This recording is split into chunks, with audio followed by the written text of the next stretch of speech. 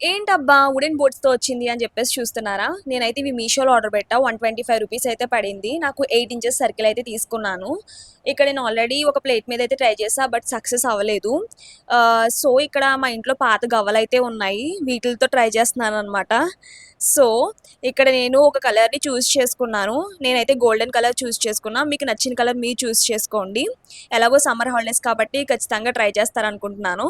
And ఆ కార్డ్‌బోర్డ్‌కి 10 holes అయితే పెట్టా విత్ సూది ఉంటుంది కదా! సూదితో పెట్టాననమాట. సో, కలర్ అంతా వేసి ఆ కార్డ్‌బోర్డ్‌నంతా ఫిల్ చేసేసి గమ్ యూజ్ చేసి ఆ గవ్వలనైతే మొత్తం అంతా పేస్ట్ చేసేసా. పేస్ట్ చేసి ఒక సర్కిల్ షేప్‌లో పేస్ట్ చేశా. ఇక్కడైతే వెల్కమ్ అని చెప్పి రాసాను. నాకు నచ్చలేదు. ఆ ఫ్లవర్స్ ఏవో డిఫరెంట్‌గా వచ్చినట్టు అనిపించి మళ్ళీ కలర్ వేశాను. మళ్ళీ కలర్ వేసి వెల్కమ్ టు మై వరల్డ్ అని చెప్పేసి రాసా. మీకు నచ్చిన కొటేషన్ మీరు రాసుకోండి. నాకైతే ఇలా నచ్చి నేను రాసాను. సో, ఇంకా మనం సమ్మర్‌లో చాలా చాలా థింకింగ్ చేసి, ఇంకా కొత్త కొత్తగా ఏమైనా క్రియేట్ చేయొచ్చు నాకు తెలిసినంత వరకు. ఇంకా నేను క్రియేట్ చేస్తే ఖచ్చితంగా వీడియోస్‌లో పెడతాను. సో, ఇలా అయితే నేను నీట్‌గా రాసాననమాట. రాసాక అస్సలైంది ఇక్కడుంటదబ్బా! ఇక్కడ నైలాన్ థ్రెడ్ అయితే తీసుకున్నాను.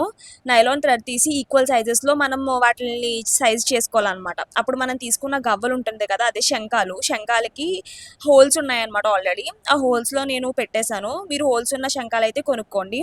సో, ఫైనల్‌గా ఇలా 10 నీట్‌లీ కట్టాననమాట. కొంచెం టైమ్ టేకింగ్ అయినా చాలా వస్తది అవుట్‌పుట్ అయితే.